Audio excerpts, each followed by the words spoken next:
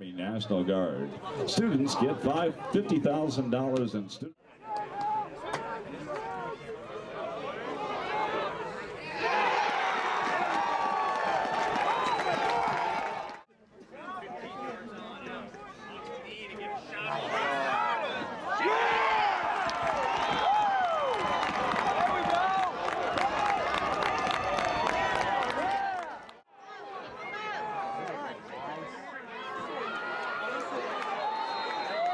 Welcome here on Hartford All Access. 16-4 loss for the Hartford Hawks men's lacrosse team as they want a drop in their home opener.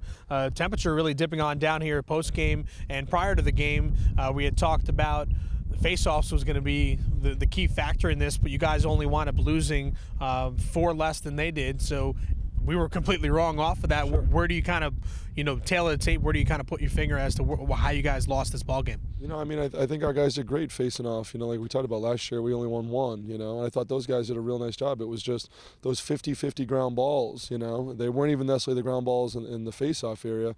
It was just loose balls, they turn it over and like, who's going to pick it up? Or we turn it over?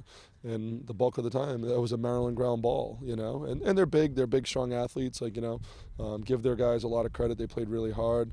We just needed some more guys to show up today and make a few more plays. And I just, I'll watch the film and I'll be like, well, that guy's better than that, There was, on the defensive end, it seemed like the offense, you talked about their size differential. They had about 4 or 5 guys over 6 feet, and, especially with the long sticks on the defensive end. It seemed like the offense couldn't get any sort of inside presence, and you guys relied on a lot of outside shots. Absolutely, yeah. No, they have a really good defense. I think last year they gave up like 7 goals a game, and obviously they've been in the last 2 national championships.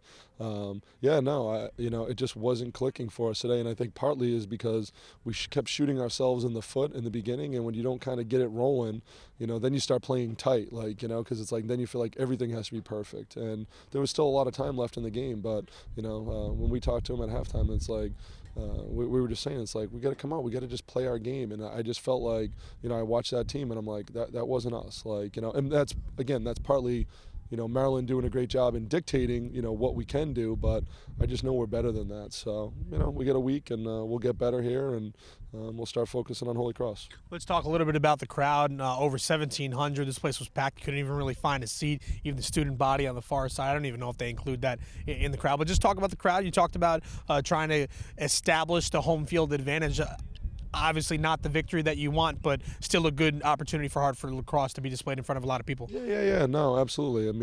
We told our guys there at the end, we took a time out. We want to finish with a lot of class. This was a great opportunity for us.